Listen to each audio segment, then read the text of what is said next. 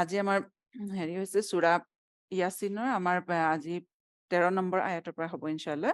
আমি এতিয়ালৈকে 12 নম্বৰ আয়াতলৈকে আমি দেখিলো যে আল্লাহ তাআলাই এই সূৰাটো যেতিয়া মক্কাত নাজিল হৈছিলে তেতিয়া মক্কাৰ মানে যেতিয়া নবুৱতৰ যিটো হেৰি আল্লাহ মানে আমি 13 বছৰ যিটো ভাগ কৰিব পাৰো নবুৱতৰ মাজ ভাগত এই 13 বছৰ মানে নবুৱতৰ যিটো প্ৰথম মক্কাৰ পিৰিয়ডটোত তিনিটা ভাগত ভাগ কৰিব পাৰি। তাৰে মধ্য ভাগত এইটো মানে সূৰাটো নাজিল হৈছিল যেতিয়া মানে ৰাসূলুল্লাহ ইছলামে ওপেনলি পাব্লিকলি দাৱা কাম কৰিছিলে, ইছলাম প্ৰচাৰৰ কাম কৰিছিলে। বাহিৰা মানুহবোৰে তেওঁৰ নিজৰ পৰিয়ালৰ বাহিৰত তেওঁ ইছলাম প্ৰচাৰৰ কাম কৰিছিলে আৰু তেতিয়াই কি হৈছে প্ৰথমতে মানুহবোৰৰ ফালৰ পৰা নহয় বা মানুহবোৰে প্ৰথমতে বৰ বেছি ৰিয়েক্ট কৰা নাছিলে। যে কৈছে কাৰণ মানে অকল পৰিয়ালৰ মাজতে আছে। যে নতুন কিবা এটা বস্তু আহিছে পৰিয়ালৰ মাজতে আছে গতিকে মানুহবোৰে ইমান এটা গুৰুত্ব দিয়া নাছিলে বাহিৰা মানুহখিনিয়ে। কিন্তু লাহে লাহে যেতিয়া দেখিছে যে এজন দুজনকে মানুহ ইছলাম মানে নিজৰ ধৰ্ম এৰি পেলাই ইছলাম ল'বলৈ ধৰিছে। তেতিয়া কুৰেশবোৰৰ মাজত মক্কাৰ মানুহখিনিৰ মাজত কি হ'ল যে সিহঁতি প্ৰথমতে ভাৰ্বেলি সিহঁতি ক্ৰিটিচাইজ কৰিবলৈ আৰম্ভ কৰিলে ৰাসূলুল্লাহ ইছলামক। ঠিক আছে যে মিছলীয়া বা মানে কি কথা কৈছে আমি নাই বুজা হা যে তেওঁ কিয় মানে ফিৰিস্তা নাজিল নহয় তেওঁ যদি ৰসুল হয় আল্লাহ কেনেকে মানুহক ৰসুল হিচাপে পঠিয়াব তেওঁ এনে কি কোৱালিটি আছে যে ৰসুল হ'ব পাৰে গতিকে আল্লাহ যদি কিবা আমাক শুধৰাবলৈ ৰসুলে পঠিয়াবলৈ আছিলে তেনেহ'লে ফিৰিস্তা কিয় নপঠিয়ালে ঠিক আছে গতিকে তেওঁলোকৰ মানে প্ৰথম ভাৰ্বেলি এটেক কৰিছিলে গতিকে ৰাসূলুল্লাহ ইছলামে যি কথা কৈছে চব মিছা কথা কৈছে তাৰপিছত লাহে লাহে কি হ'ল যেতিয়া ৰাসূলুল্লাহ ইছলাম মানে সেই কামৰ পৰা নৰখিলে তেওঁ নিজৰ কাম কৰি গৈ থাকিলে নহয় তেতিয়া সিহঁতৰ হেৰিটো এটেক আৰু বাঢ়ি গৈ থাকিলে লাহে লাহে সেইটো শাৰীৰিকভাৱে হ'বলৈ ধৰিলে ফিজিকেলি এটেক হ'ব ধৰিলে যে যিসকল কমজোৰ চাহাবা আছিলে তেওঁলোকৰ ওপৰত ফিজিকেলি এটেক হ'ব ধৰিলে আৰু সেই সময়তে হৈছে যে যি ধৰণে মানুহৰ মানে ৰিয়েকশ্যন হৈ যাব ধৰিলে সেই ধৰণে আল্লাহ তাআলায়ো নিজৰ আয়াত নাজিল কৰিলে ঠিক আছে সেইকাৰণে আমি প্ৰথমতে দেখা পাওঁ যেতিয়া আল্লাহে কৈছে যে ইয়াছিন আল কুৰানিল হাকিম যে কুৰাণৰ হেৰি কুৰাণে হাকিমৰ শপত যে আপুনি নিঃসন্দেহে মুৰচালুন হয় আপুনি নিঃসন্দেহে এজন ৰসুল হয় মানুহে মানক বা নামানক আল্লাহ তাআলাই তাৰ হেৰি দিছে আৰু দ্বিতীয়তে আল্লাহে কৈছে আপুনি নিজৰ কাম কৰি যাওক ঠিক আছে আকছাৰ বেছিখিনি মানুহে নুশুনে তেওঁলোকে নামানে কিন্তু তাৰ মাজতো কোনোবা মানুহ আছে যোনে এজন মানুহ ওলাব আল্লাহ ইয়াত এজন কৈছে যে এজন ওলাব যাৰ অন্তৰত এই আল্লাহৰ কথাই ক্ৰিয়া কৰিব কুৰাণৰ বাণীয়ে ক্ৰিয়া কৰিব আৰু তেওঁ ঈমান আনিব ঠিক আছে তাৰপিছত আল্লাহ ৰাসূলুল্লাহ ইছলামৰ মুখেদি সেই মানুহজনৰ ঈমান অনাৰ মানে সেই ঈমান অনা মানুহজনক আল্লাহ সুখবৰ দিছে যে যোনে ঈমান আনিব তেওঁৰ আল্লাহ আগৰ গুনাহ সকলো মাফ কৰি দিব আল্লাহ তেওঁক মাগফিৰত দিব আৰু তেখেতক আজৰে কৰিম দিব যে সন্মানীয় অজৰ দিব তেওঁক সন্মান দিব আল্লাহ আৰু আল্লাহৰ সন্মান সকলোতকৈ ডাঙৰ সন্মান ঠিক আছে গতিকে এইখিনিৰ পিছত আল্লাহ তাআলাই কি কৰিছে ৰাসূলুল্লাহ ইছলামক ইয়াৰ পিছত 13 নম্বৰ আয়াতৰ পৰা এটা ঘটনাৰ উল্লেখ কৰিছে আল্লাহ তাআলাই ঠিক আছে আল্লাহ মানুহক কথা বুজাবলে আগৰ ঘটনাৰ মানে উদাহৰণ দিয়ে যে আগৰ মানুহখিনি কি কৰিছিলে ঠিক আছে গতিকে তেওঁলোকে কেনেকে আল্লাহ হয় মানিছিলে বা যদি নাই মনা সেই মানুহৰ লগত আল্লাহ কি কৰিলে সেই ঘটনা তেনেকুৱা ধৰণৰ মানে উদাহৰণ দিবলৈ আল্লাহ বহুতো ঘটনাৰ আগৰ উল্লেখ কৰিছে কোৰাণ শৰীফত সেইকাৰণে আমি বহুত ঘটনা পাওঁ বহুত কাহিনী পাওঁ বহুত মানে হেৰি পাওঁ বৰ্ণনা পাওঁ ঠিক আছে আৰু এই সকলোবোৰ কি হৈছে সেই সময়ৰ যিখিনি মানুহে শুনি আছিলে একটো সিহঁতক শুনোৱা উদ্দেশ্য সেই মানে সিহঁতক উদাহৰণৰ কাৰণে শুনাইছিলে দ্বিতীয়তে আৰু নবী সাল্লাল্লাহু আলাইহি ওয়াসাল্লামকো আল্লাহ সেই ঘটনাৰ জৰিয়তে সান্তনা দিছিলে আৰু তেখেতক কেনেকে কাম কৰিব লাগে নবুৱতৰ কাম কেনেকে আগবঢ়াই নিব লাগে সেই বিষয়ে আল্লাহ তেখেতক হিদায়ত কৰিছিলে গাইডেন্স দিছিলে ঠিক আছে আৰু দ্বিতীয়তে কি হৈছে এই সূৰাটোতো আমি দেখো যে ইয়াত তিনি ধৰণৰ অডিয়েন্স আছে শ্ৰোতা আছে হয় না প্ৰথম নবী সাল্লাল্লাহু আলাইহি ওয়াসাল্লাম নিজে যেতিয়া আল্লাহৰ ওহী আহে প্ৰথম তেওঁ শুনে তেওঁ বুজে তাৰপিছত তেওঁ যেতিয়া মক্কাৰ মানুহখিনিক কয় প্ৰথম মক্কাৰ মানুহখিনি তাৰ শ্ৰোতা তাৰ ভিতৰত কিছুমানে মানিছিলে যিসকলে মানিছিলে তেওঁলোক মুছলমান হ'ল আৰু যিবোৰে নাই মানা সিহঁতি কাফিৰ হ'ল ঠিক আছে তাৰপিছত এতিয়া আমি এই ঘটনাবোৰ শুনো যোনে পঢ়িব কিয়ামতলৈকে এই ঘটনাবোৰ শুনিব আৰু বুজিবলৈ চেষ্টা কৰিব গতিকে আল্লাহ তাআলাই যিটো ঘটনা ইয়াত কৈছে সেইটো হৈছে কি যে ওয়াদরিব লাহুম মাসালান আসহাবাল কারিয়াতি ইজ জাআহুল মুরসালুন ওয়াদরিব লাহুম মাসালান আল্লাহ ৰাসূলুল্লাহ ইছলামক কৈছে ইয়াত আল্লাহ তেখেতক কমাণ্ড কৰিছে যে আপুনি এটা দৃষ্টান্ত সিহঁতক বয়ান কৰক যে এই নবী সাল্লাল্লাহু আলাইহি ওয়াসাল্লাম এই কুৰেশবোৰক আপুনি এটা মিছাল দিয়ক। মিছাল মানে হৈছে এনেকুৱা এটা ঘটনা যিটো ঘটনা মানে এতিয়া বৰ্তমান ঘটি থকা ঘটনাটো আৰু আগৰ যিটো ঘটনা বয়ান কৰা হৈছে দুইটাৰ মাজত মিল আছে। একে ধৰণৰ ঘটনা তাৰমানে। গতিকে মক্কাৰ মানুহে যেনেকুৱা ধৰণৰ বিহেভ কৰিছে তেনেকুৱা এটা ঘটনাই আল্লাই ৰাছূলুল্লাহ ইছলামক কৈছে আপুনি বয়ান কৰক, আৰু আল্লাই ৰাছূলুল্লাহ ইছলামক কৈ গৈছে। কি কৈছে যে আসহাবুল কাৰিয়াতি, এখন নগৰৰ নিবাসীসকলৰ, যে সেই নগৰখনৰ নিবাসীসকলৰ, ইজ জা আহাল মুৰচালুন, যেতিয়া সিহঁতৰ ওচৰলে প্ৰেৰিত পুৰুষসকল আহিছিল, অৰ্থাৎ ৰচুল মুৰচাল। ইয়াতো চাব আল্লাহ তাআলাই যে মই যে কৈছো আগতে কোৰাণখন ইহকামেৰে ভৰ্তি, অৰ্থাৎ প্ৰত্যেকটো সূৰা প্ৰত্যেকটো আয়াত ইটো সিটোৰ লগত সংলগ্ন, হয় নহয়? যেনেকে মালা আদালত মানে সকলোবোৰ মণিবোৰ ইটো সিটোৰ লগত সংলগ্ন হৈ থাকে, কোৰাণৰ আয়াতবোৰ তেনেকুৱা সংলগ্ন। কোনো তাত মানে মানে এফচাৰ্ড বা হেফাজাৰ্ড ৱেইট নহয়। ঠিক আছে? ইয়াত চাওক আল্লাহ কৈছে যে মুৰচালুন, যিহেতু আগতে ৰাছূলুল্লাহ ইছলামৰ ক্ষেত্ৰত আল্লাহ সাক্ষী দি কৈছিলে যে ইন্নাকালা মিনাল মুৰচালুন, যে আপুনি মুৰচাল সকলৰ এজন, অৰ্থাৎ আপুনি ৰচুল। আৰু আল্লাহ কৈছে আপুনি সিহঁতক এটা উদাহৰণ দিয়ক এখন নগৰৰ মানুহখিনিৰ, নগৰবাসীসকলৰ, যিখন নগৰলৈ আল্লাহ তাআলাই কেইজনমান ৰচুল পঠিয়াইছিলে। মুৰচালুন হৈছে প্লুৰেল, কেইজনমান ৰচুল পঠিয়াইছিলে। ইয়াত এতিয়া আল্লাহ কৈছে যে নগৰখনৰ উদাহৰণ দিয়ক, ৰাছূলুল্লাহ ইছলামক কৈছে। কিন্তু আল্লাহ তাআলাই ইয়াত নগৰখনৰ কোনো নাম উল্লেখ কৰা নাই, ঠাইখনৰ কোনো নাম উল্লেখ কৰা নাই। তাত কিমান মানুহ আছিলে সেই বিষয়ে আল্লাহ উল্লেখ কৰা নাই। ঠাইখন কোনটো অঞ্চলত পৰিব সেই বিষয়ে, সেই নগৰখন কোনটো অঞ্চলত পৰিব, কোনো কথা আল্লাহ উল্লেখ কৰা নাই। আৰু কোন সময়ৰ ঘটনা সেইটো আল্লাহ তাআলাই উল্লেখ কৰা নাই। এনেকুৱা কোৰাণ শ্বৰীফত আমি বহুত ঘটনা পাম। সেইকাৰণে আমি যেতিয়া কোৰাণ শ্বৰীফ এনেকে পঢ়ি যাওঁ নহয় ট্ৰান্সলেশ্যন, তেতিয়া আমি বুজি নাপাওঁ আল্লাহ কি কৈছে আচলতে। ঠিক আছে? সেইখিনি তাৰ হেৰিটো হ'ব তাফসীৰ আমি বিশেষকৈ আমি পাওঁ ৰাছূলুল্লাহ ইছলামৰ হাদিছৰ যোগেদি। তাৰ মানে ঘটনাটো মানে ক্লিয়াৰ হয় আল্লাহ কি ক'ব খুজিছে। ঠিক আছে? গতিকে আল্লাহ কৈছে আপুনি এটা ঘটনা উল্লেখ কৰক, আৰু এই ঘটনা উল্লেখ কৰোঁতে আল্লাহ তেনেকুৱা ধৰণৰ কোনো কথা উল্লেখ কৰা নাই। তাত কোন কোন মানুহ আছিলে, কি কৰিছিলে, কোন সময়ৰ ঘটনা, কোন অঞ্চলৰ। কিয়? আচলতে আল্লাহ কেতিয়াবা কিছুমান ঠাইত আল্লাহ কৰিছে ঘটনাটো উল্লেখ, মানে মানুহৰ নাম বা ঠাইৰ নাম, কিন্তু কিছুমান জেগাত নাই কৰা। কিয় নাই কৰা? কাৰণ যেতিয়া সেই ঘটনাটো বেছি ইম্পৰ্টেণ্ট হয়, ঠিক আছে, সেই ঘটনা বুজোৱাটো বেছি দৰকাৰী হৈ পৰে, তেতিয়া আল্লাহ তাত নাম, ঠাই, স্থান, মানে সময় এইবোৰ উল্লেখ নকৰে। কাৰণ মানুহ তেতিয়া কি হয়, মানুহ এইবোৰ বস্তুত লাগি থাকি যায়। আচ্ছা, ইয়াত ইমানহে মানুহ আছিলে, আচ্ছা এইখন অমুক ঠাইৰ মানুহখিনি এনেকুৱাই আছিলে। মানুহৰ কি হয়, আচল যিটো উদ্দেশ্যে আল্লাহ কথাটো কৈছে সেই কথাটো মানুহৰ তল পৰি যায়, আৰু মানুহ এইবোৰ কামত লাগি যায়। গতিকে আমি আজিও চাওঁ যে যিবোৰ মানুহ ধৰক এতিয়া হিষ্টৰিয়ানসকলে যে মানে এতিয়া মানে আগৰ অতীতৰ কিছুমান চহৰ মানে কৰে, এক্সকেভেশ্যন কৰে, তাৰ পৰা ওলায়, যে তাত মানুহে এইবোৰহে চাই থাকে যে কিমান উন্নত আছিলে সিহঁতৰ চিভিলাইজেশ্যন, সিহঁতে এনেকে খাইছিলে, এনেকে কৰিছিলে। ঠিক আছে, এইবোৰ ভাল কথা, মানুহে জানিব লাগে হিষ্ট্ৰীৰ বিষয়ে, হয় নে নহয়? তেওঁলোক কেনেকে চলিছিলে। কিন্তু তেওঁলোকে এইটোও চাব লাগে, যে এইটোও চিন্তা কৰিব লাগে যে এই ইমান উন্নত মানুহবোৰ, ইমান ধুনীয়াকে থকা মানুহবোৰ, সিহঁতৰ এই দশা কেনেকে হ'ল? সিহঁতৰ ইমান উন্নত সভ্যতা কেনেকে মাটিৰ তলত পুত গ'ল, হয় নে নহয়? যেনেকে পম্পে চহৰখন হওক, ফিৰাউনৰ যি ডেড বডি হওক, এইবোৰ চাই মানুহে ৰিচাৰ্চ কৰে যে ফিৰাউনৰ ডেড বডিটো, আচ্ছা ইয়াৰ পৰা নিমখ ওলালে, আচ্ছা এইটো অমুকৰ মানে আচ্ছা এই মানুহটোৰ চেহেৰা ইমানটো আছিলে, এইটো চাবচোন ইউটিউবত পোৱা যায় যে এনেকুৱা চেহেৰাৰ মানুহ আছিলে, অমুক আছিলে। কিন্তু একচুৱেলি আল্লাহ এনেকুৱা এটা ডেড বডি ৰাখিলে কেলে? আল্লাহটো কোৰাণ শ্বৰীফত কৈছে যে মই তোমাক মানুহৰ ইব্ৰতৰ কাৰণে ৰাখি দিম, মানুহৰ দৃষ্টান্তৰ কাৰণে, মানে নিদৰ্শনৰ কাৰণে ৰাখি দিম। গতিকে এই মানুহটো মানে ডেড বডি এটা থাকিলে কেনেকে?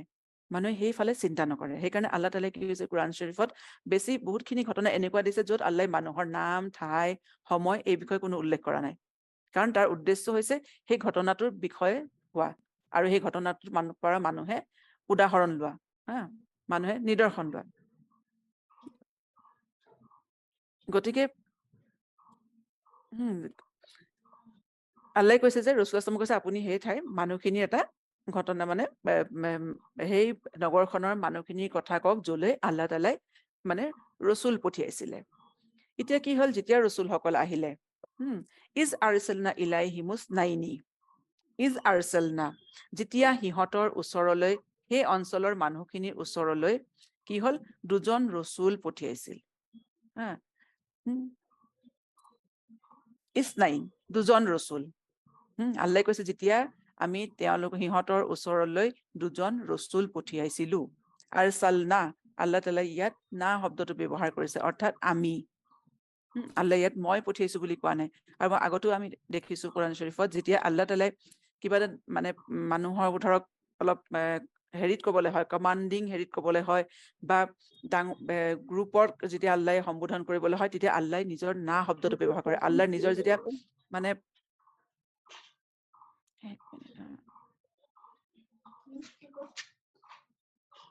আল্লাহ যেতিয়া মানে নিজৰ মানে জালাল ৰূপটো হেৰি কৰিব হয়, তেতিয়া আল্লাহ না শব্দটো ব্যৱহাৰ কৰে।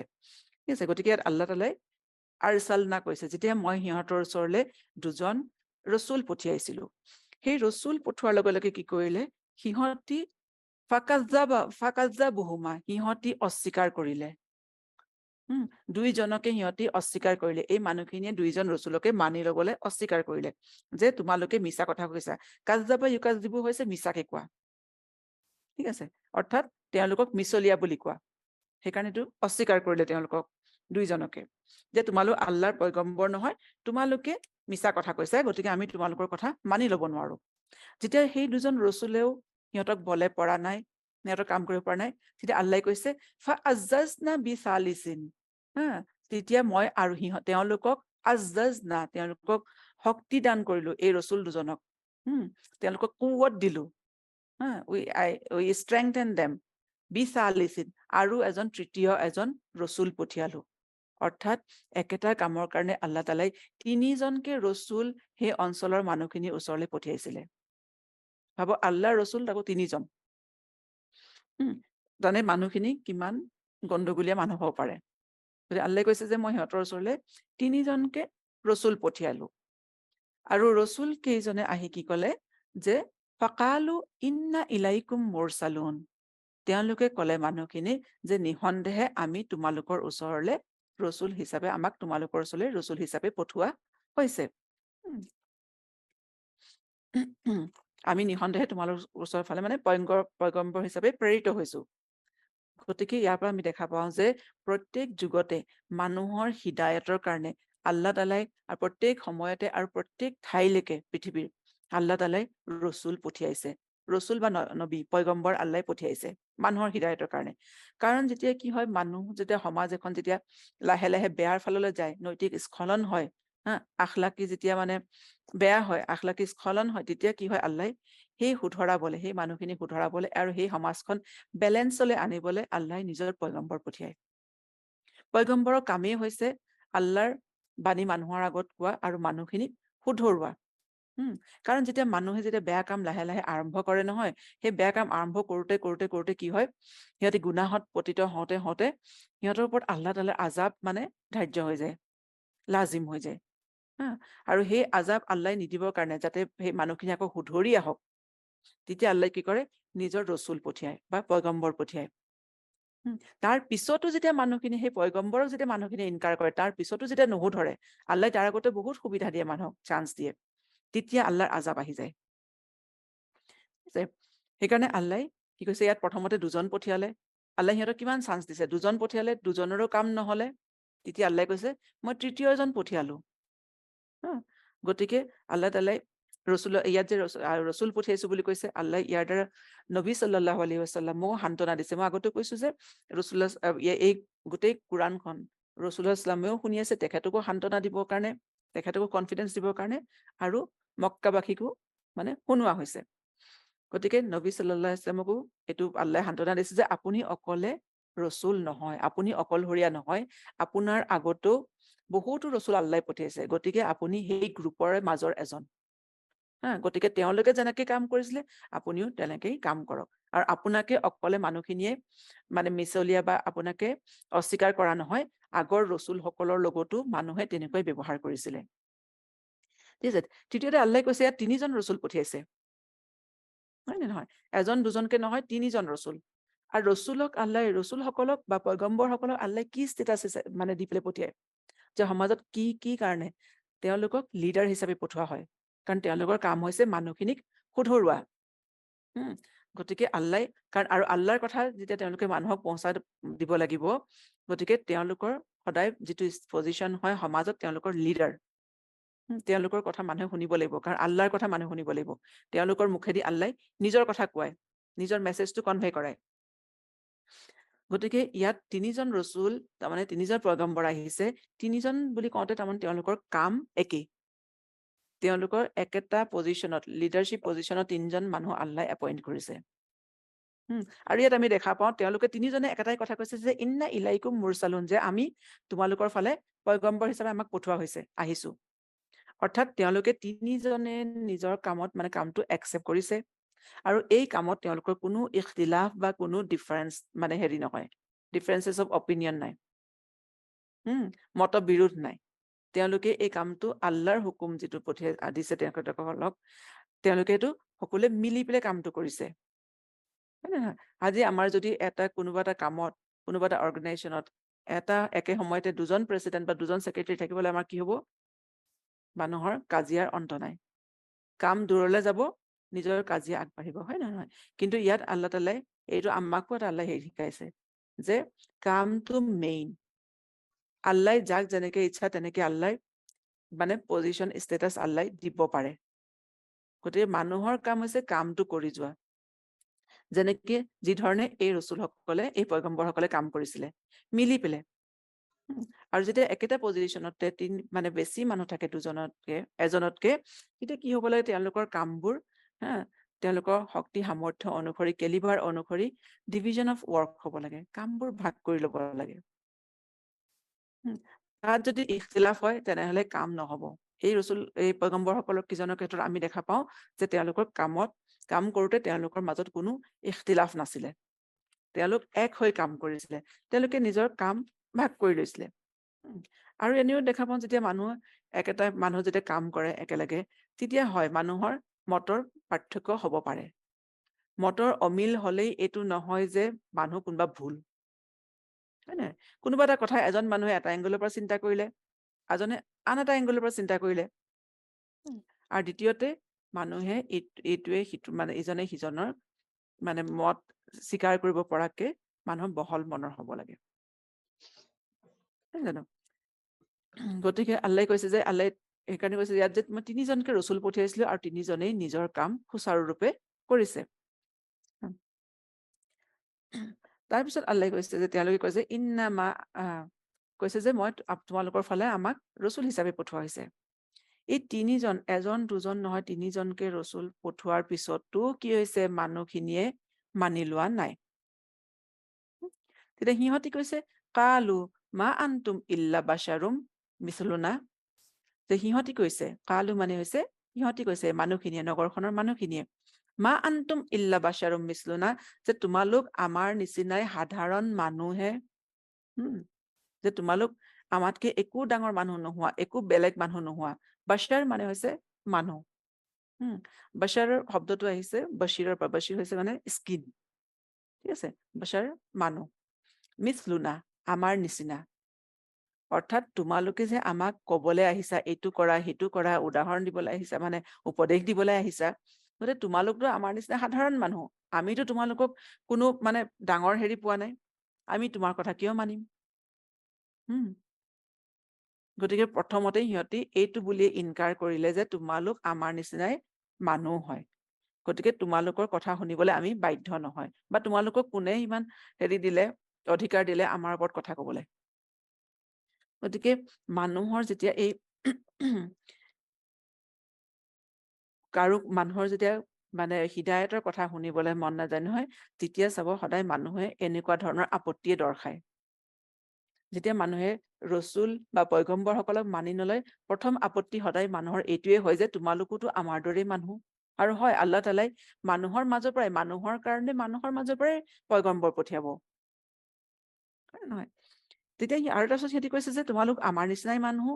তাৰপিছত কৈছে ৱামা আনজালা ৰাহমানু মিন শাইইন, যে দ্বিতীয় আপত্তি, যে ৰাহমানে কোনো ধৰণৰ কোনো বস্তু নাজিল কৰা নাই আকাশৰ পৰা। অৰ্থাৎ তোমালোক মানুহ হয়, তোমালোকৰ আমাৰ ওচৰলৈ যদি নাই অহা আল্লাহৰ ফালৰ পৰা কিবা আকাশৰ পৰা নাজিল হোৱা নাই, তোমালোকৰ ওচৰত কেনেকে নাজিল হ'ব? গতিকে তোমালোকৰ ওচৰলৈ আল্লাহ তাআলাই একো বস্তু নাজিল কৰা নাই। ইন আনতুম ইল্লা তাকজিবুন, বাছ তোমালোকে খালি মিছা কথা কৈছা। গতিকে সিহঁতে মানুহখিনিয়ে কি কৈছে, প্ৰথম কি বুলি আপত্তি কৰিছে, নাই মনা যে তোমালোক আমাৰ নিচিনাই সাধাৰণ মানুহ।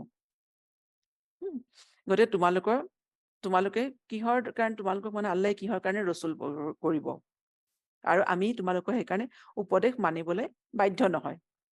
ঠিক তেনেকে ৰচুল্লাহ সাল্লাল্লাহু আলাইহি ওয়াসাল্লামৰ ক্ষেত্ৰত আমি দেখা পাওঁ, যেতিয়া ৰচুল্লাহ সাল্লাল্লাহু আলাইহি ওয়াসাল্লামক আল্লাহে ৰচুল মানে তেখেতক নবুৱ্বত দান কৰিলে, তেখেতে আহি যেতিয়া মানুহক ক'লেহি, মক্কাৰ মানুহক, হা, যেতিয়া মানে নবুৱতৰ ঘোষণা কৰিলে, তেতিয়া আৰু ক'লে যে মই এনেকে মোৰ ওচৰলৈ ফিৰিস্তা আহে, তেওঁ আল্লাহৰ ৱহী আনে, মই ফিৰিস্তাক দেখা পাইছো, তেতিয়াই সিহঁতে কি হৈছে, তেওঁক ঠাট্টা কৰিবলৈ আৰম্ভ কৰে যে ফিৰিস্তা তোমাৰ ওচৰলৈহে আহিবলৈ পালেনে?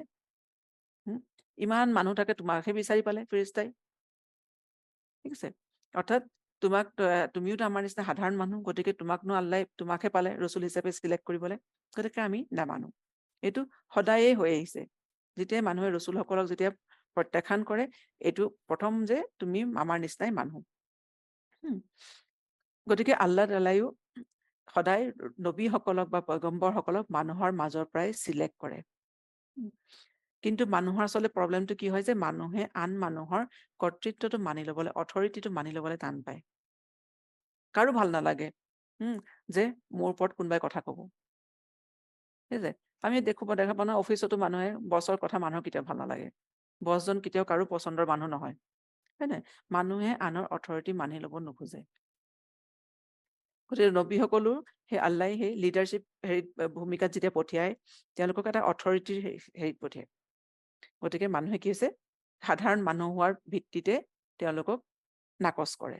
ৰচুল আসলামে কৈছে, হা, ময়ো তোমালোকৰ নিচিনা সাধাৰণ মানুহ, কোৰাণ শ্বৰীফত আল্লাহে উল্লেখ কৰিছে, কিন্তু মোৰ মাজত এটাই পাৰ্থক্য যে আল্লাহে মোৰ ফালে ৱহী কৰিছে। তোমালোকৰ আৰু মোৰ মাজত সেইটোৱে পাৰ্থক্য। মোক আল্লাহ তাআলাই ৱহী কৰিছে, আৰু আল্লাহৰ ইচ্ছা, এইটো আল্লাহে নিজৰ হিকমতেৰে ডিচাইড কৰে, সিদ্ধান্ত লয় যে কাক আল্লাহে নবী হিচাপে পঠিয়াব, কাক আল্লাহে কি দিব, কি দান কৰিব, সেইটো আল্লাহ তাআলাই নিজৰ হিকমতেৰে পঠিয়ায়। তাত মানুহক সুধি সুধি আল্লাহে নকৰে। গতিকে তেওঁলোকে কি হৈছে যে এইফালে ৰচুল ইছলামক কি কয়, সেই নবীসকলক মানে সেই পয়গম্বৰসকলক মানুহখিনিয়ে অস্বীকাৰ কৰিছে, ৰিজেক্ট কৰিছে। যি ধৰণে নবী সাল্লাল্লাহু আলাইহি ওয়াসাল্লামকো মক্কাৰ মানুহখিনিয়ে প্ৰথম অৱস্থাত ৰিজেক্ট কৰিছিলে। ঠিক আছে, আচলতে আমি দেখা পাওঁ যে এই মানে এইটো আল্লাহৰ ফেচলা হয় না, যে কাক কেনেকে আল্লাহে কি মানে হেৰি দান কৰিব, কাক ৰচুল হিচাপে আল্লাহে নিয়োগ কৰিব। ঠিক আছে, আমি মানুহৰ ক্ষেত্ৰতো দেখা পাওঁ না, যে অন্য কামৰ ক্ষেত্ৰতো মানুহে দুনিয়াৰ ক্ষেত্ৰত কিন্তু কোনো আপত্তি নকৰে, হয় নে নহয়?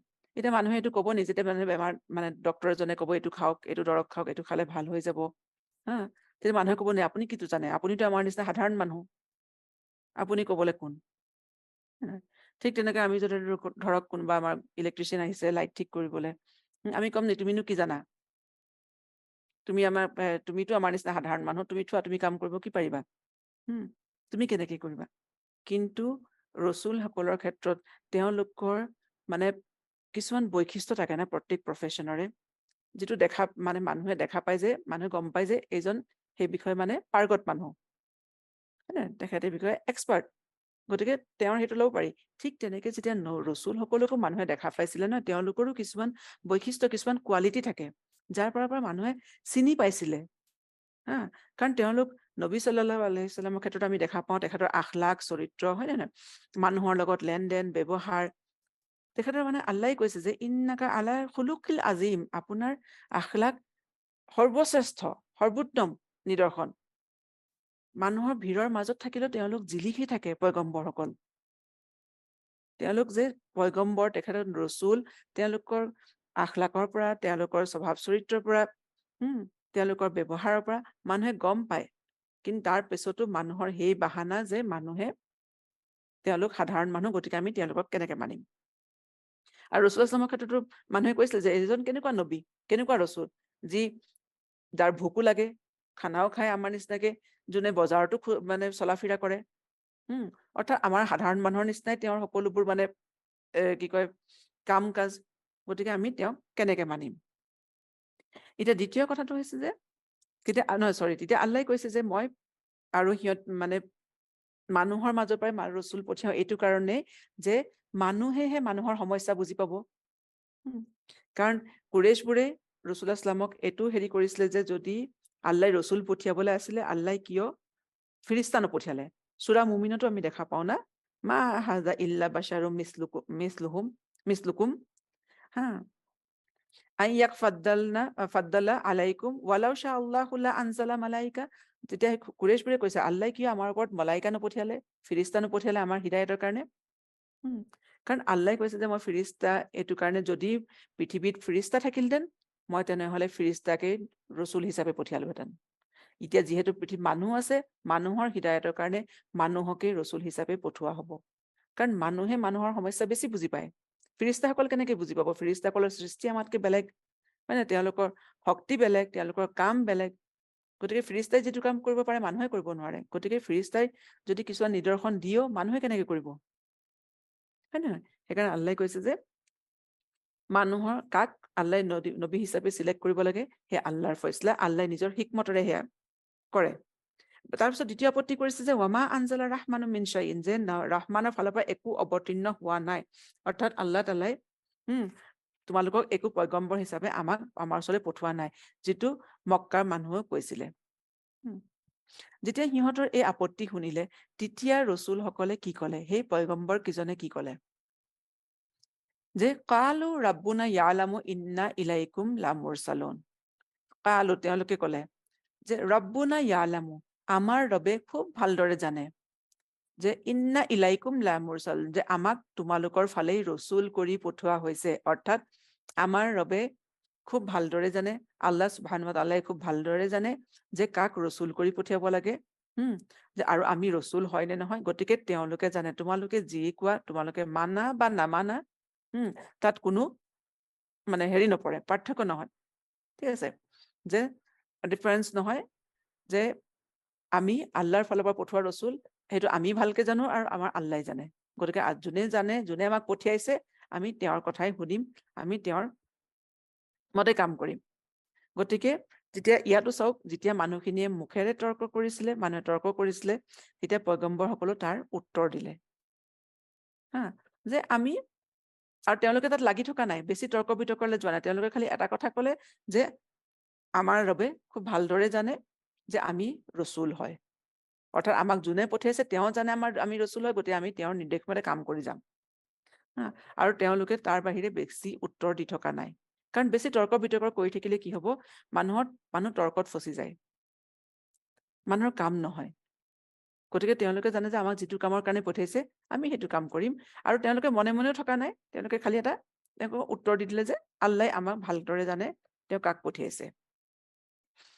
তাৰপিছত কৈছে ৱামা আলাইনা ইল্লাল বালাগুল মুবিন, আৰু আমাৰ ওপৰত মাত্ৰ এইটো দায়িত্ব দিছে যে আমি যিটো স্পষ্ট সংবাদ আছে সেইটো পहुঁচাই দিয়াৰ। বালাগ মানে হৈছে যে বালাগা ইয়াবলুগু হৈছে মানে কোনোবা এটা বস্তু তাৰ ডেষ্টিনেশ্যনত মানে পহুচাই দিয়াটো। ঠিক আছে, তাৰ ডেষ্টিনেশ্যনত পহুচাই দিয়া।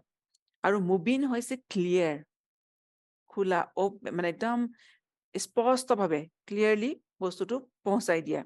অৰ্থাৎ তেওঁলোকে কৈছে যে আমাৰ ওপৰত আল্লাহ তাআলাই এইটো দায়িত্ব দিছে যে আল্লাহৰ মেছেজটো, আল্লাহৰ বাণীটো মানে আমি তোমালোকৰ ওচৰত ক্লিয়াৰ ভাৱে বুজাই দিয়াটো, পহুচাই দিয়াটো। গতিকে তোমালোকৰ কথা তোমালোকে যিয়েই নোকোৱা, আমাৰ কাম আমি কৰিব লাগিব।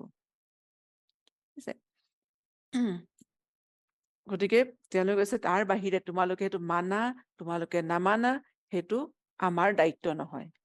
অৰ্থাৎ ৰচুলসকলৰ বা পয়গম্বৰসকলৰ কাম হৈছে আল্লাহৰ মেছেজটো কনভে কৰি দিয়া মানুহৰ আগত, মানুহৰ ওচৰত। সেইটো শুনি তেওঁলোকে মানে বা নামানে, সেই মেছেজ শুনাৰ পিছত সিহঁতক হিদায়ত দিয়াৰ কামটো, সেইটো শুনি মানুহৰ মনত ক্ৰিয়া হ'ব, মানুহৰ অন্তৰ সলনি হ'ব, তেওঁ হিদায়তৰ ৰাস্তালৈ আহিব। সেয়া কাম হৈছে আল্লাহ সুবহানাহু ওয়া তাআলাৰ। সেইটো কোনো মানুহে কোনো মানুহৰ অন্তৰ সলনি কৰিব নোৱাৰে, হয় নহয়? আমি যেনেকে যেতিয়া বুজি পাওঁ, নিজে যেতিয়া মানে ইছলামৰ কথা বুজি পাওঁ, যে নামাজৰ আজি ইম্পৰ্টেঞ্চ বুজি পোৱাৰ লগে লগে কি হৈছে, আমি ভাবো যে আমাৰ ঘৰতো হুলস্থুল আৰম্ভ কৰি দিলো, হয় নহয়? আমাৰ ল'ৰা ছোৱালী পঢ়িব লাগে, কিয় নাই পঢ়া? ঠিক আছে, কিন্তু আমাৰ কাম হৈছে আমি একেদিনাই ভাবো যে মোৰ কথা মতে কিয় সলনি হোৱা নাই, মই কৈছো পঢ়িব লাগিব। তাকো আমি সলনি কৰিব নোৱাৰো। মানুহৰ মন সলনি কৰিব পৰাটো একমাত্ৰ আল্লাহৰ কাম। হিদায়তৰ ৰাস্তালৈ অনাটো আল্লাহৰ কাম, আৰু আল্লাহেও জানে কাক হিদায়ত দিব লাগে। ৰচুলসকলে যেতিয়া মেছেজ দিয়ে তেতিয়া আল্লাহ চাই যে সেই হিদায়তে সেই মেছেজে কাৰ ওপৰত, সেই বাণীয়ে কাৰ অন্তৰত কিমান ক্ৰিয়া কৰিছে, আৰু সেই অনুসৰি আল্লাহ মানুহক হিদায়ত দিয়ে। ঠিক আছে, গতিকে তেওঁলোকে কৈছে যে তোমালোকক হিদায়ত দিয়া নিদিয়াটো, তোমালোকে শুদ্ধ ৰাস্তালৈ অহা নহাটো সেইটো আল্লাহৰ কাম। আমাৰ কাম হৈছে কেৱল তোমালোকৰ ওচৰলৈ মেছেজটো কনভে কৰি দিয়া, বালাগুল মুবিন। আৰু সেইটো মানে হৈছে সম্পূৰ্ণৰূপে পਹੁঁচাই দিয়া। এটা হৈছে মানে ডেষ্টিনেশ্যনত দিয়া, আৰু এটা হৈছে একদম সম্পূৰ্ণৰূপে। সেইকাৰণে ৰচুলসকল হৈছে মানে আমানতদাৰ, যে তেওঁলোকে আল্লাহৰ পৰা যি ধৰণে মেছেজটো পায় নহয়, সেই ধৰণে মানুহক মেছেজটো কনভে কৰে। তেওঁলোকে বাণীটো না তাত তেওঁলোকে নিজৰ ফালৰ পৰা কিবা এক্সট্ৰা কথা কয়, না তাৰ পৰা কিবা লুকুৱাই। সেইকাৰণে কৈছে বালাগুল মুবিন, এজ ইট ইজ, যেনেধৰণে পায় সেই ধৰণে তেওঁলোকে পহুচাই দিয়ে।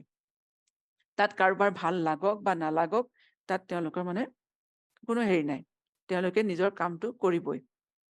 কোনোবাই মানক বা নামানক সেইটো মানুহৰ নিজৰ কথা। দ্বিতীয়তে কৈছে আল্লাহ কৈছে যে ইয়াত কৈছে যে বালাগুল মুবিন, মুবিন ক্লিয়াৰলি, অৰ্থাৎ মানুহে যাতে বুজি পায় সেই ধৰণে তেওঁলোকে মেছেজটো কনভে কৰে। যে দায়ী এজনে সদায়, যি যে দায়ী ইছলাম হওক, তেওঁলোকৰ দায়িত্ব হৈছে ইছলামৰ কথা মানুহৰ মাজত খোলা খুলিকে সহজভাৱে মানুহে বুজি পোৱা ভাষাৰে বুজাই দিয়াটো। ঠিক আছে, তেওঁ নিজে বহুত ডাঙৰ স্কলাৰ হ'ব পাৰে, তেওঁ বহুত ডাঙৰ ডাঙৰ কিতাপ পঢ়ি ডাঙৰ ডাঙৰ কথা জানিব পাৰে, কিন্তু তেওঁ এইটো জানিব লাগিব যে কোন মানুহে কি ধৰণে বুজি পাব, সেই ধৰণে তেওঁ কথাটো বুজাই দিব পাৰিব লাগিব। সেইকাৰণে কৈছে বালাগুল মুবিন, অৰ্থাৎ তেওঁলোকে মানুহখিনিক একদম ক্লিয়াৰ ভাৱে বুজাই দিছিলে, মানুহখিনি মেণ্টেলিটি চাই, হয় নহয়, কোনে কি ধৰণে কথাটো ল'ব পাৰিব, সেই ধৰণে বুজাই দিছিলে। গতিকে এইটো কেতিয়াও মানুহৰ মানে হিকমতৰ হেৰি হ'ব নোৱাৰে যে কোনোবা মানুহ আছে, ধৰক আপোনাৰ শ্ৰোতা, কম পঢ়া শুনা মানুহ, কমকে বুজি পায়, সিহঁতৰ আগত যদি ডাঙৰ ডাঙৰ শব্দ, ডাঙৰ ডাঙৰ হেৰি কথা কৈ পেলাই কোট কৰি, আয়াত কোট কৰি যদি মানুহে স্পিচ দি থাকে, কোনো লাভত নাহে। আচল উদ্দেশ্যটো কি, যে আল্লাহৰ বাণীটো মানুহক বুজাই দিয়া, মানুহে বুজি পোৱাটো আচল কথা, হয় নে নহয়? নিজৰ জ্ঞান মানুহৰ আগত হেৰি কৰা ডাঙৰ আচল কথা নহয়। তেতিয়াহে আচল মানে ধৰক শিক্ষকৰ কাম হৈছে যে ল'ৰা ছোৱালীয়ে বুজি পোৱাটোহে আচল কথা, তেতিয়াহে এজন ভাল শিক্ষক। লাগে মানুহজনৰ বহুত ডাঙৰ ডিগ্ৰী নাথাকিব পাৰে, বহুত ডাঙৰ ডিগ্ৰী থাকিলে যে ভাল শিক্ষক হ'ব লাগিব সেইটো নহয়। ঠিক তেনে পয়গম্বৰ সকলো তেওঁলোকৰ কাম হৈছে যে মানুহক ক্লিয়াৰলি কথাটো বুজাই দিয়াটো। তেতিয়াহে মানুহ আহিব, তেতিয়াহে মানুহ আকৰ্ষিত হ'ব, আৰু তেওঁলোকে সেইকাৰণে হিকমতেৰে কাম কৰিব লাগিব। আৰু তৃতীয়তে তেওঁলোক হৈছে যে যেতিয়া নবীসকল বা ৰচুলসকল কি হৈছে, তেওঁলোক যিটো ফ্লেক্সিবল আছিল, তেওঁলোক ফ্লেক্সিবল আছিল, তেওঁলোক এডামেণ্ট নাছিলে বা ৰিজিড নাছিলে খুব। ৰচুল ইছলামৰ ক্ষেত্ৰত আমি দেখা পাওঁ তেওঁৰ সমান নৰম মিজাজৰ, হয় নে নহয়, কোমল মনৰ মানুহ কোন আছিলে? মানুহে সকলোৱে, আল্লাহৰ ৰচুল আছিল তেখেত, কিন্তু সকলোৱে এইটো মানে সহজ পাইছিলে ৰচুল ইছলামৰ লগত কথা পাতিবলৈ, তেওঁক প্ৰশ্ন কৰিবলৈ, তেওঁক সুধিবলৈ, কিবা নুবুজিলে সুধিবলৈ মানুহে সহজ পাইছিলে তেখেতৰ ওচৰ চাপিবলৈ। সেইকাৰণে ৰচুলসকল বা এতিয়া আমি সেইকাৰণে আল্লাহে কৈছে যে ৰচুলসকলৰ মাজত তোমালোকৰ কাৰণে উৎকৃষ্ট নিদৰ্শন, অৰ্থাৎ তেওঁলোকে কেনেকে কাম কৰিছিলে, তেওঁলোকে কেনেকে আল্লাহৰ ফালে মানুহক মাতিছিলে। গতিকে এজন দায়ীয়ে দিনৰো সেইটোৱে মানে সেই উদাহৰণ মানে সেই হেৰিটো লোৱা উচিত, এক্সাম্পল হোৱা উচিত ৰচুলসকল। আৰু যেতিয়া মানে অৰ্থাৎ তেওঁলোকে কোনো খং-ৰাগ কৰিব নোৱাৰিব, উত্তেজিত হ'ব নোৱাৰিব, হয় নহয়? ৰচুল ইছলাম কেতিয়াও মানুহক প্ৰশ্ন কৰাৰ কাৰণে তেখেতে খং কৰা নাছিলে, তেখেত উত্তেজিত হৈ যোৱা নাছিলে বা জোৰ জবৰদস্তি কৰা নাছিলে। কিমানখিনি মানুহ কিমান দিনলৈকে ইমান অনা নাছিলে, হয় নে নহয়? খালিদ বিন ৱালিদ হওক, ঠিক তেনেকে আবু চুফিয়ান হওক, হামজা ৰাদিয়াল্লাহু আনহুৱে হওক, তেওঁলোকে বহু দিনৰ পিছত তেওঁলোক ঈমান আনিছে। কিন্তু ৰাছুলুল্লাহ সাল্লাল্লাহু আলাইহি ওয়াসাল্লামে কি কৰিছিলে? অত্যন্ত ধৈৰ্য, হিকমত, দূৰদৰ্শিতাৰে তেওঁ কাম কৰিছিলে। গতিকে সেইটো হৈছে বালাগুল মুবিন, সম্পূৰ্ণ ক্লিয়াৰ কৰি মানুহখিনিক বুজাই দিয়া। য'ত যুক্তিতৰ্কৰ দৰকাৰ তাত যুক্তিতৰ্কৰে কাম কৰিব লাগিব। য'ত এৰি দিব লাগে অলপ, তাত এৰা ধৰা কৰিব লাগিব। ঠিক আছে? কিন্তু আচল কথাটো হৈছে আল্লাহৰ মেছেজটো এজ ইট ইজ মানুহক বুজাই দিয়া। আজি আমাৰ কি হয়, যদি কোনোবা ডাঙৰ স্কলাৰ থাকে তেওঁলোকক যদি আপুনি প্ৰশ্ন কৰে, আৰু এনেও আমাৰ চাবচোন যিবোৰ দিনদাৰ মানুহ হয়, বেচিকেলি আমিও দেখিছো, দিনদাৰ মানুহৰ সদায় এটা আমি চিনি পাওঁ কি তেওঁলোক খঙাল হ'ব, কথা এটা সুধিবই নোৱাৰি, হয় নে নহয়? কিন্তু একচুৱেলি সেয়া দিনদাৰ মানুহৰ চিন নহয়। তাৰপিছত যেতিয়া মানুহখিনিয়ে কি হৈছে, এতিয়া তেওঁলোকৰ লগত ৰচুলসকলৰ লগত যেতিয়া নোৱাৰিলে মানে তৰ্কৰে, তেতিয়া মানুহ যুক্তি তৰ্কৰে যেতিয়া নোৱাৰে, মানুহ তেতিয়া ইলজিকেল হৈ যায় কথা। তেতিয়া এই নগৰবাসী কি কৰিলে, যে কালু ইন্না তাতাইয়ানা বিকুম, যে আমি তোমালোকক মানে অমংগলীয়া বুলি গণ্য কৰো। তাতাইয়ানা বিকুম, তাইৰ হৈছে চৰাই। আগতে আৰববোৰো কি আছিলে, সিহঁতে চৰাই কিছুমান মানে উৰণ ভংগী চাই পেলাই অমংগল বা কুলক্ষণীয়া বুলি মানে এটি গণ্য কৰিছিলে, কুলক্ষণ। যেনেকে আমাৰ সমাজত আছে নে কাউৰীয়ে চিঞৰা বিপদৰ আগজাননী, ঠিক তেনেকে আৰববোৰৰ মাজতো আছিলে। অৰ্থাৎ সকলো ঠাইতে একেধৰণৰে মানুহৰ মেণ্টেলিটি, চাইকলজি, হয় নে? গতিকে বস্তিৰ মানুহখিনিতে যেতিয়া নোৱাৰিলে যুক্তি তৰ্কৰে, এতিয়া মানুহখিনি ইলজিকেল হৈ গ'ল, একদম মানে নিজৰ হেৰিলৈ আহি গ'ল, যে তোমালোক আমাৰ কাৰণে অমংগলীয়া।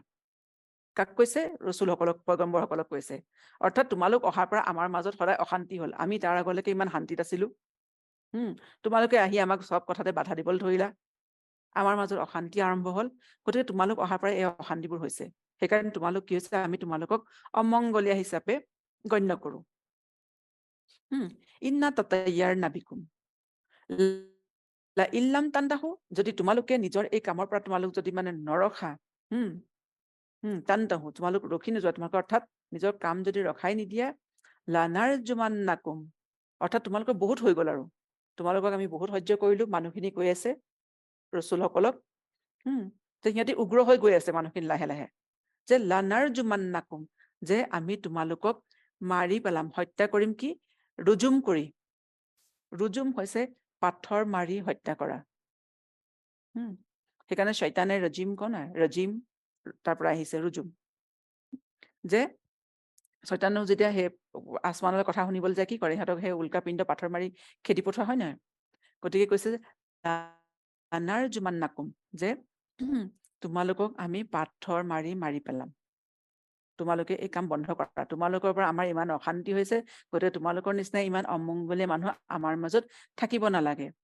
ৱালাইয়া মাস্তান্নাকুম মিন্না আযাবুন আলিম, আৰু তোমালোকক আমি মানে এনেকুৱা আযাব দিম ন, তোমালোকে গম পাবা, এনেকুৱা যন্ত্ৰণাদায়ক আযাব।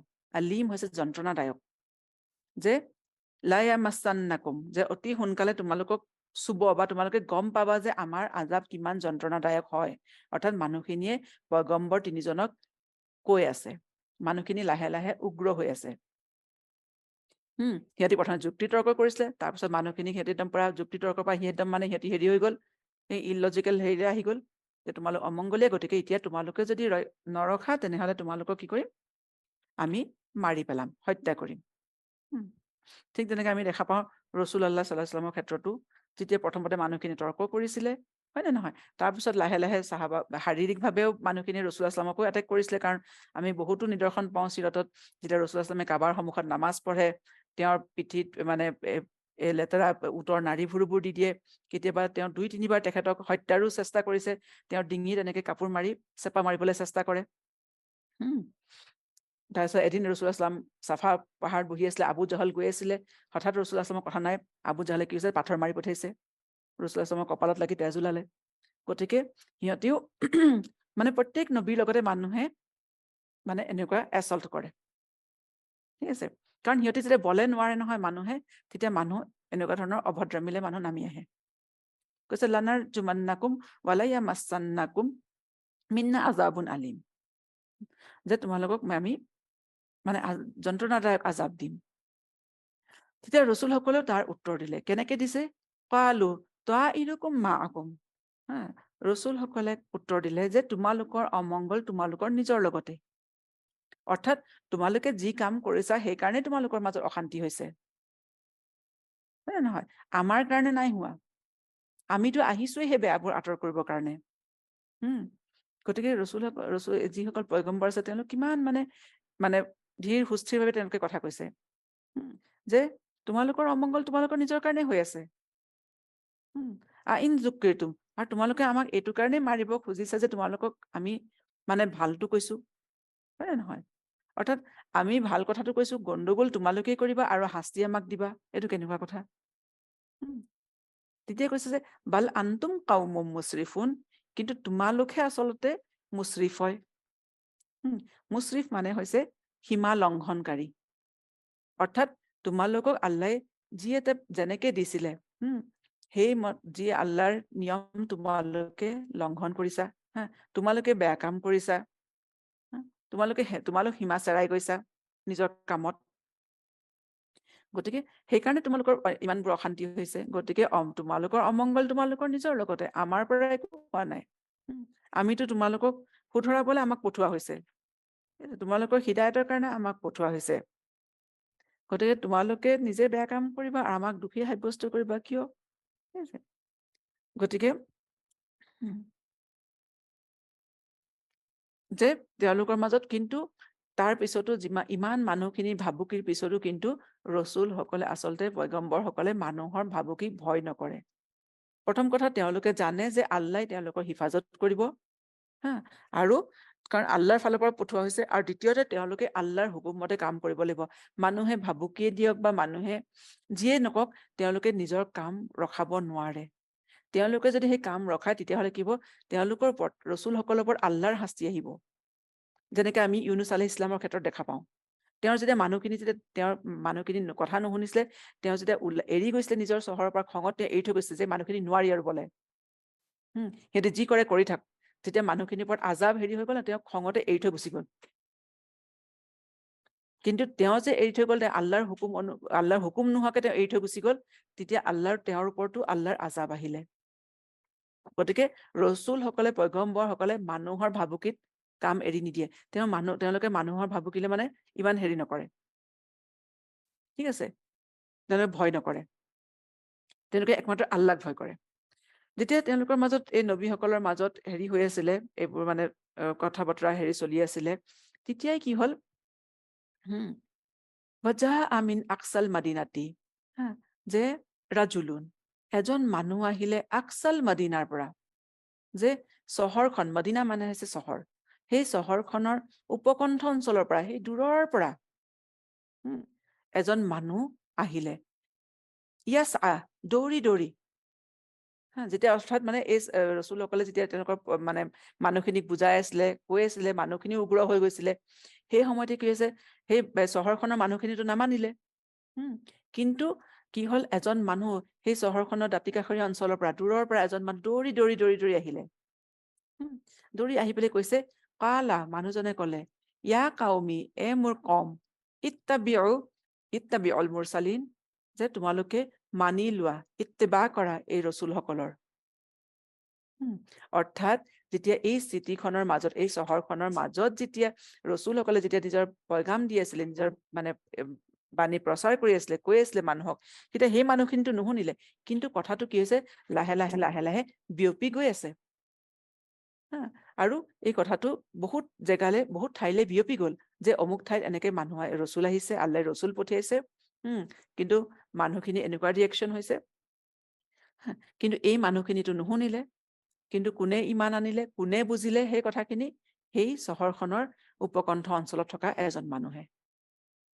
তেওঁ ডাইৰেক্ট চাগে ৰচুলসকলৰ কথা শুনাও নাছিলে, কিন্তু আনৰ পৰা শুনিয়ে তেওঁ সত্যটো ধৰিব পাৰিলে, যে ৰচুলসকলে সঁচা, এই তিনিজন পয়গম্বৰে সঁচা কথাটো কৈছে, গতিকে তেওঁলোকৰ কথাটো আমি মানি ল'ব লাগে। তেওঁলোকে কোনো মিছা কথা কোৱা নাই। আৰু তেওঁ যেতিয়া নিজে সেই কথাটো উপলব্ধি কৰিলে, তেতিয়া কি হ'ল, সেই মানুহজন দৌৰি দৌৰি আহিলে, এজন মানুহ দৌৰি দৌৰি আহিলে, আৰু তেওঁ মানুহখিনিক ক'বলৈ ধৰিলে যে তোমালোকে কিয় মানি লোৱা নাই, তোমালোকে মানি লোৱা এইকেইজনৰ কথা, এই ৰচুলসকলৰ কথা, এওঁলোকে শুদ্ধ কথাটো কৈছে। আৰু কৈছে আল্লাহ তাআলাই কৈছে এজন মানুহ দৌৰি আহিছে, ঠিক আছে, এজন মানুহ, ইমানখিনি মানুহৰ মাজত এজন মানুহে ইমান আনিছে, হয়নে নহয়? আৰু তেওঁ নিজে ইমান আনি অকলে ক্ষান্ত থকা নাই যে মই ইমান আনিলো, মই বাচি গলো, কাম চেচ। তেওঁ বিচাৰিছে যে তেওঁৰ মানুহখিনিও আনক, তেওঁৰ মানুহখিনিয়ে সত্যটো বুজি পাওক যে সঁচাকে যদি আল্লাহৰ কথা সিহঁতি মানি নলয়, আল্লাহৰ আজাব আহিব সিহঁতৰ ওপৰত, আৰু যদি সিহঁতি মানি লয় আল্লাহ সঁচাকে সিহঁতক আজৰে কৰিম দিব। এই কথাটো মানুহে উপলব্ধি কৰিলে, মানুহটোৱে বুজি পালে, আৰু লগে লগে সেই বুজি পোৱাৰ লগে লগে কি হৈছে, নিজৰ মানুহখিনিক কবলে সি দৌৰি ওলাই আহিলে সেই মানুহজন। আৰু ইয়াতো আল্লাহ তাআলাই কৈছে না, আগত আমি দেখা পাইছো ৰাসূলুল্লাহ আল্লাহ কৈছে যে আপুনি আপোনাৰ মানে কাম কৰি যাওক, কাৰণ বেছিখিনিয়ে নামানে, কোনোবা এজন মানুহ আছে যাৰ মনত ইমান সোমাইছে। ইয়াতো আল্লাহ কৈছে, ৰাসূলুল্লাহকো এইটো এটা উদাহৰণ দিছে যে চাওক, এজন মানুহৰ ইমান সোমাইছে আৰু সেই মানুহজন সেই লগে লগে দৌৰি আহিছে তেওঁৰ কওমক বুজাবৰ কাৰণে। তাৰপিছত কৈছে ইত্তাবিউ মা লা ইয়াসআলুকুম আজৰা ওয়া হুম মুহতাদুন। মানুহজনে কৈছে যে তোমালোকে মানি লোৱা এই ৰসুলসকলক, ইত্তাবিউ তেওঁলোকক ফ'ল' কৰা, ইত্তেবা কৰা, তেওঁলোকৰ কথা মানি লোৱা। কিয়? মা লা ইয়াসআলুকুম, তেওঁলোকেতো তোমালোকৰ পৰা একো খোজা নাই, একো মাননি খোজা নাই। তেওঁলোকে তোমালোক যিটো কামৰ কাৰণে মাতিছে, তেওঁলোকে যিটো কাম কৰিছে তাৰ কাৰণে তোমালোকৰ পৰা কোনো আজৰ খোজা নাই, কোনো মাননি, কোনো কম্পেনচেশ্যন খোজা নাই। ৱাহুম মুহতাদুন, আৰু তেওঁলোক হিদায়ত প্ৰাপ্ত। ইয়াত কৈছে যে প্ৰথম কথা কৈছে যে এই ৰসুলসকলে তেওঁলোকৰ নিজৰ কামৰ কাৰণে কোনো মাননি নোখোজে, হয় নহয়? আৰু তেওঁলোক হিদায়ত প্ৰাপ্ত মানুহ। এতিয়া মাননি নোখোজে মানে কি, যে তেওঁলোকে ইছলামৰ কথা কব, তেওঁলোকে মানে পইচাও নল'ব, হয় নে নহয়? আমাৰ মানুহে কয় ন যে তেওঁলোকে আৰবী পঢ়াইছে, আৰবী পঢ়াই পেলাই পইচা কিয় ল'ব? আৰে ভাই, তেওঁলোকে খাব নালাগিব নেকি? তেওঁলোকোতো চলিব লাগিব, যোনে পঢ়াব, কোৰাণৰ কথা শিকাব, কোৰাণ পঢ়াব, হয় নে নহয়? আচলতে সেইটো নহয়। ইয়াত তোমালোকৰ পৰা একো খোজা নাই, তোমালোকৰ পৰা মাননি লোৱা নাই, তাৰ অৰ্থ এইটো যে তেওঁলোকৰ নিজৰ কোনো এজেণ্ডা নাই, নিজৰ ফাইদাৰ কাৰণে মাতা নাই, হয় নে নহয়? যেতিয়া কোনোবা পাব্লিক স্পিকাৰ বা কোনোবাই যেতিয়া মানে স্পীচ দিয়ে, সাধাৰণতে আমি দেখা পাওঁ পলিটিকেল পাৰ্টি নেতাসকল যেতিয়া স্পীচ দিয়ে, তেতিয়া তাহাঁতি বহুত ভাল ভাল কথা কয়, যি ধৰণে ৰসুলসকলেও কথা কয় না, যে মানুহে এইটো মানে বেয়া কাম নকৰিবা, এইটো হ'ব, আমি এইটো সমাজৰ এইটো উন্নতি কৰিম, ভ্ৰষ্টাচাৰ নাইকিয়া কৰিম, অমুক তমুক, হয় নে? তেওঁলোকৰ সেই একে কথা, কিন্তু তেওঁলোকে কি হয়, সেই মানুহবোৰে যেতিয়া ভাষণ দিয়ে তেতিয়া কি হয়, তাহাঁতৰ এটা এজেণ্ডা থাকে যে যেতিয়া ভাল ভাল কথা কম, মানুহ যদি মোৰ কথাৰ প্ৰতি আকৰ্ষিত হয়, তেতিয়া কি হ'ব, মানুহে মোক চিলেক্ট কৰিব, মই নেতা হ'ম, অৰ্থাৎ নিজৰ ফাইদাৰ কাৰণে কৰে।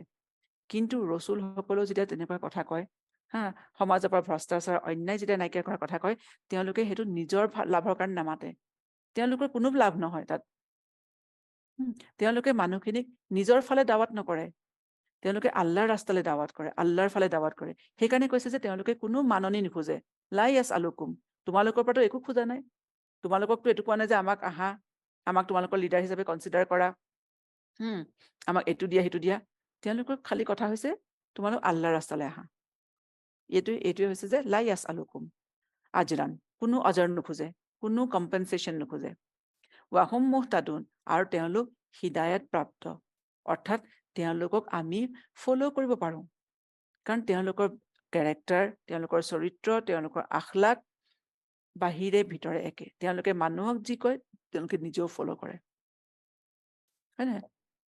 ৰসুলসকলৰ চৰিত্ৰ সম্পূৰ্ণ পাক পবিত্ৰ, গতিকে তেওঁলোকক ফ'ল' কৰিব পাৰি। গতিকে তেওঁলোকে কিয় মিছা কথা কব, তেওঁলোকে কিয় ভুল পথ তোমালোকক দেখুৱাব?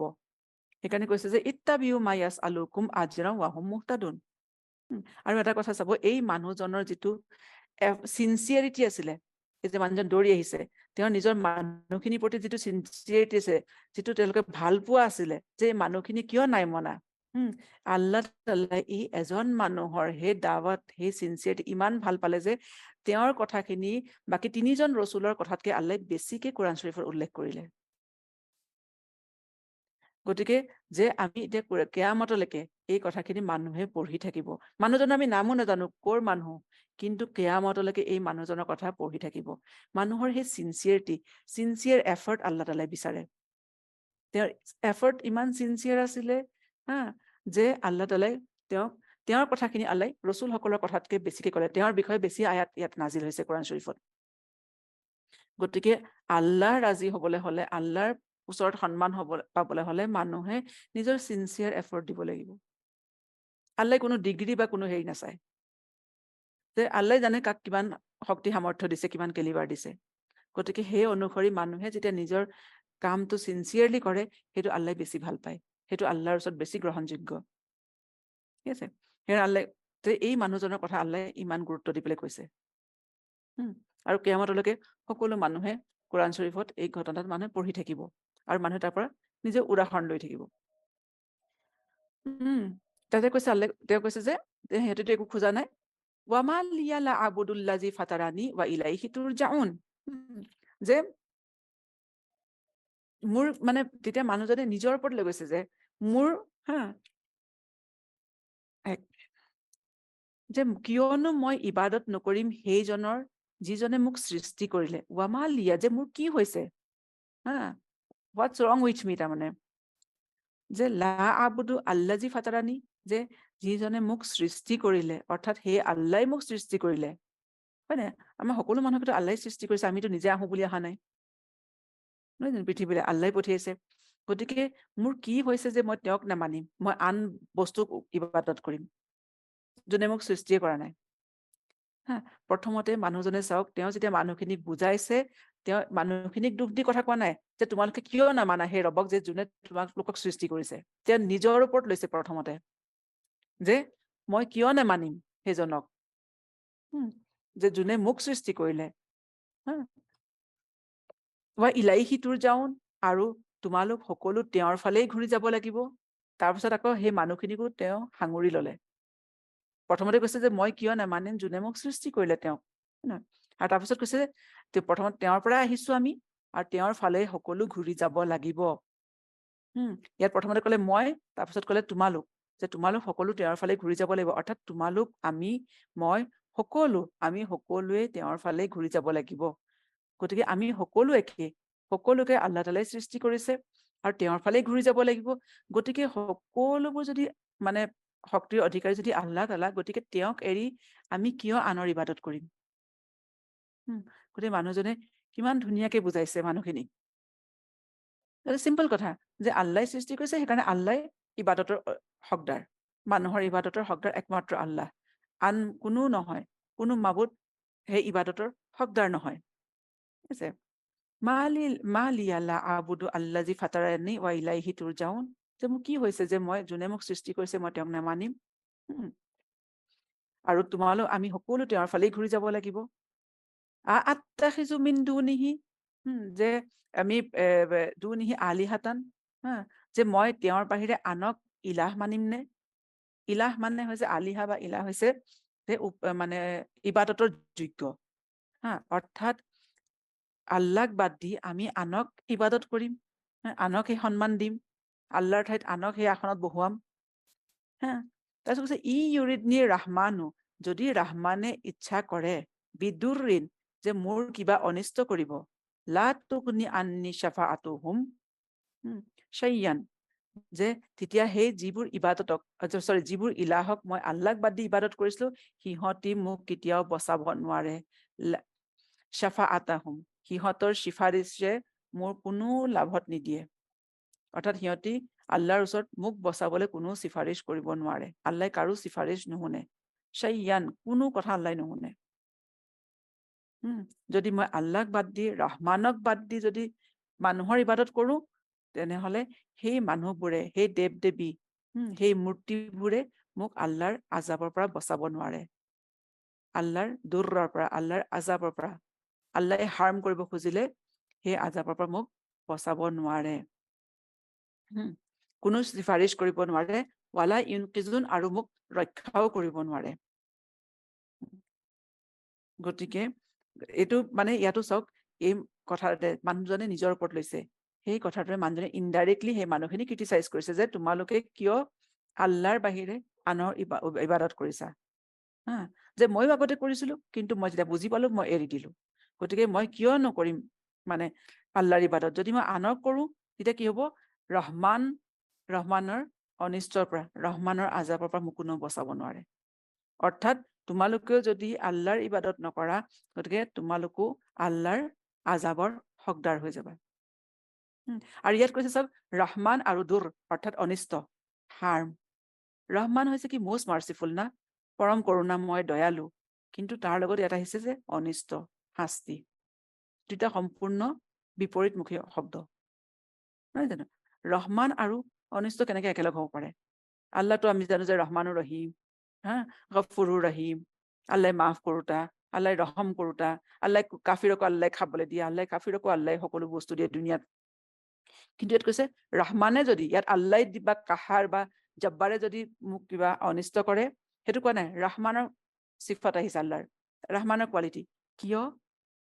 কাৰণ আমি মানুহে আল্লাহ তাআলাৰ এই ৰহমান কোৱালিটিটো সদায় মানুহে মানে কি কম, তাক মিছ ইউজ কৰে। মানুহে বেয়া কাম কৰি থাকিব, আল্লাহৰ কথা নুশুনিব, যে আল্লাহ ৰহমানুৰ ৰহিম, আল্লাহ মাফ কৰি দিব। ন, কোনোবা যদি মানে অপৰাধী থাকে, সেই তাক যদি মানে শাস্তি নিদিয়াকে যদি এৰি দিয়া হয়, তেতিয়াহ'লে কি হ'ব? গোটেই সমাজখনৰ কাৰণে বিপদ, হয় নে নহয়? গতিকে সেই অপৰাধী শাস্তি দি কি কৰা হয়? বাকী সমাজৰ বাকী মানুহবোৰক ৰক্ষা কৰা হয়। গতিকে কোনোবা মানুহ যদি গুনাহ কৰে, অপৰাধ কৰে, আল্লাহ সেই মানুহক শাস্তি দিয়ে আৰু বাকী মানুহখিনি আল্লাহ বচায়, বাকী মানুহখিনিৰ ওপৰত আল্লাহ ৰহম কৰে। তাক যদি এৰি দিয়ে, কি হ'ব? বাকী মানুহখিনিৰ ওপৰত ৰহম কৰা নহ'ব। সেইকাৰণে আল্লাহ ৰহমান। গতিকে সেই অপৰাধীক শাস্তি দিবই লাগিব, সেইটো নিৰ্মূল কৰিবই লাগিব, নহ'লে কি হ'ব? সি আনৰ কাৰণে বিপদ মাতি আনিব। সেইকাৰণে আপুনি চাব, কোৰাণ শ্বৰীফৰ বহুত ঠাইত যেতিয়া ৰহমান শব্দটো আহে, তাৰ লগত আজাবৰ কথাও আহে।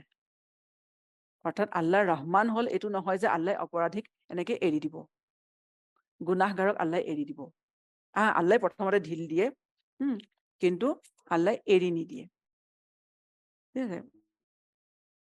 গতিকে কৈছে যে সেই ৰহমানৰ হেৰিৰ পৰা মোক কোনো বচাব নোৱাৰে যদি মই আনক ইলাহ মানি লওঁ। ইন্নী ইজান লাফি দলালিম মুবিন। আৰু গতিকে যদি মই আল্লাহক নামানো, যদি আল্লাহ মোক শাস্তি দিয়ে, তেনেহ'লে নিঃসন্দেহে মই মানে পথভ্ৰষ্ট হ'ম। মই মানে স্পষ্টভাৱে মই পথভ্ৰষ্ট, দেশকৈ মই পথভ্ৰষ্টতাত পতিত হ'ম।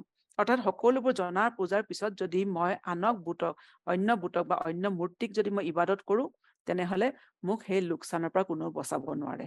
দলালিম মুবিন, দলাল। সেই লোকচানৰ পৰা মোক কোনেও বচাব নোৱাৰে, দেশকৈ মই মানে লোকচানত থাকিম।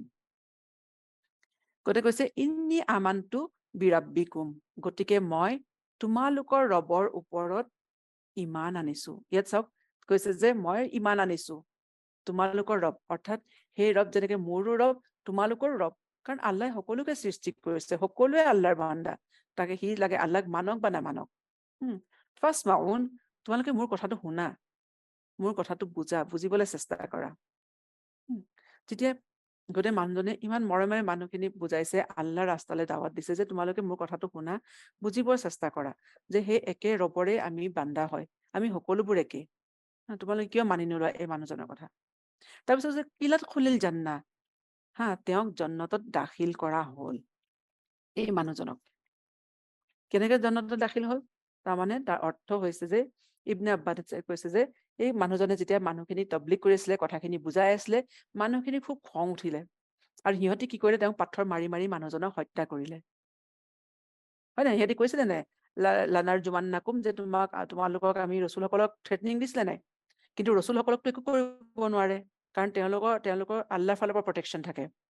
ঠিক আছে? মানুহে কোনো অনিষ্ট কৰিব নোৱাৰে। গতিকে ৰচুলসকলক যেতিয়া নোৱাৰিলে, মানুহখিনি কি হ'ল? এই মানুহজনক তেওঁৰ ওপৰতে চব একদম জাঙুৰ খাই পৰিলে। আৰু এই মানুহজনে যেতিয়া তেওঁ কৈ আছিলে, তোমালোকে মানি লোৱা, তোমালোকে আহা, আল্লাহ ৰাস্তালৈ ঘূৰি আহা, তেতিয়া সিহঁতি কি কৰিছিলে? তেওঁ পাথৰ মাৰি মাৰি মানুহজনক মাৰি পেলালে। আৰু ইবনে আব্বাছে কৈছে যে যেতিয়া তেওঁ পাথৰ মাৰিছে না, তেতিয়াও মানুহখিনি কৈ আছে যে মোৰ কম, তোমালোকে মানি লোৱা। অৰ্থাৎ তেওঁ চিনচিয়াৰলি মানুহখিনিক ভাল পাইছিলে, হয় নে নহয়? আৰু মানুহৰ ভাল পোৱা, মানুহৰ প্ৰতি যিটো ভাল পোৱা ভাৱ আছে নহয়, এইটো হৈছে জন্নতবাসীৰ এটা কোৱালিটি, বৈশিষ্ট্য, হয় নে নহয়? যে আমি অকল মুছলমানক ভাল পাম ন, সকলো মানুহে আল্লাহৰ বান্দা। এই গোটেইখিনি মানুহ কাফিৰ আছিলে, হয় নে নহয়? কিন্তু এই মানুহখিনি এই মানুহজনে মনেৰে ভাল পাইছিলে। গতিকে আল্লাহটো এইটো কৰা নাই যে তুমি কাফিৰক কেলে ভাল পাইছা যোৱা হেৰিত সোমোৱা। কিন্তু কাফিৰক ভাল পোৱাৰ অৰ্থ এইটো নহয় যে কাফিৰক ফ'ল' কৰিব। সিহঁতৰ ভালটো বিচাৰিছিলে, ৱেল উইচাৰ আছিলে। আৰু নিজৰ কামটো চিনচিয়াৰলি কৰিছিলে। গতিকে আমি যেতিয়া মানুহৰ হেৰি হয়, মানুহৰ ভাল পোৱাৰ অৰ্থ এইটো যে সিহঁতৰ বেয়াৰ পৰা ৰখোৱা। সেইটো হৈছে আচল মানুহৰ ভাল পোৱা। আৰু এইটো হৈছে জন্নতবাসীৰ এটা কোৱালিটি। জন্নতলৈ যাবলৈ মানুহৰ এইটো এটা কোৱালিটি থাকিব লাগিব। ঠিক আছে? গতিকে আল্লাহ ইমান পচন্দ কৰিলে যে তেওঁ মানে এই কথাখিনি তেওঁ কোৰাণত উল্লেখ কৰি দিলে। কিলাত খুলিল জান্নাহ, আল্লাহে কৈছে জন্নতত প্ৰৱেশ কৰা। আৰু জন্নতত প্ৰৱেশ কৰিও মানুহজনে কি কৈছে যে কালা ইয়া লাইতি। গতিকে মানুহজনতো শ্বহীদ হ'ল সিহঁতি মাৰি পেলোৱাৰ কাৰণে। আৰু শ্বহীদৰ ডাইৰেক্ট জন্নতলৈ যায়, কোনো হিচাপ নহয় শ্বহীদসকলৰ। জন্নতত গৈও মানুহজনে প্ৰথম এইটোৱে কৈছে, মানুহজনে এইটো কোৱা নাই যে সিহঁতি মোক মাৰি পেলালে, হয় নে নহয়? গতিকে আল্লাহ তুমি সিহঁতক শাস্তি দিয়া। মানুহজন মৰি গ'ল, তেওঁ জন্নতত প্ৰৱেশ কৰিলে, আল্লাহে লগে লগে তেওঁ সকলোবোৰ তেওঁৰ দুখ কষ্ট মোচন কৰি আল্লাহে তেওঁক জন্নতত দাখিল কৰিলে। তেতিয়া মানুহজনে জন্নত পোৱাৰ লগে লগে কৈছে কালা ইয়া লাইতা কাউমি ইয়ালামুন, হায় যদি মোৰ কমে জানিলেহেঁতেন বিমা গাফাৰ আলী ৰাব্বি ৱাজা আল্লানি মিনাল মুকৰামিন, যে মোৰ ৰবে মোক কি দিছে, যে মোক সকলো গুণা মোৰ মাফ কৰি দিলে। গাফাৰ আলী ৰাব্বি, মোৰ ৰবে, ৱাজা আলানি মিনাল মুকৰামিন, আৰু মোক সন্মানীসকলৰ মাজত এজন কৰিলে।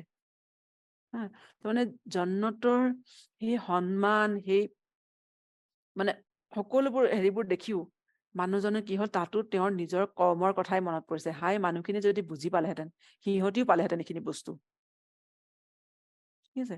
তাত গৈও তেওঁ মানুহখিনিৰ ভালটোৱেই ভাবি আছে। আৰু এই যে মানুহৰ প্ৰতি ভাল ভাৱ, মানুহৰ যিটো চিনচিয়াৰ, সেইটো আল্লাহ তাআলাই সেইটো ভাল পায়। মানুহৰ প্ৰতি বুকছ, মানুহৰ প্ৰতি খিয়লা ঈৰ্ষা, সেইটো আল্লাহে ভাল নাপায়, লাগে সি মুছলমানে হওক। ঠিক আছে?